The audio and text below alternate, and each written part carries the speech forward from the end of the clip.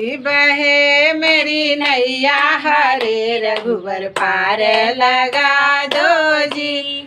उलझी बहे मेरी नैया हरे रघुबर पार लगा दो जी। मम्मी के कोखिया में भैया ना जन्मे, मम्मी के कोखिया में भैया ना जन्मे। के आई है अनवैया हरे रघुबर पार लगा दो जी। के आई है अनवैया हरे रघुबर पार लगा दो जी। उलझी बहे मेरी नैया हरे रघुबर पार लगा दो जी।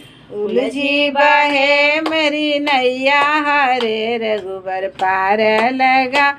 सासू के कोखिया में देवर ना जन्मे, सासू के कोखिया में देवर ना जन्मे। के कहीं है भौजैया हरे रघुबर पार लगा दो जी। के कहीं है भौजैया हरे रघुबर पार लगा दो जी। उलझी बहे मेरी नैया हरे रघुबर पार लगा दो।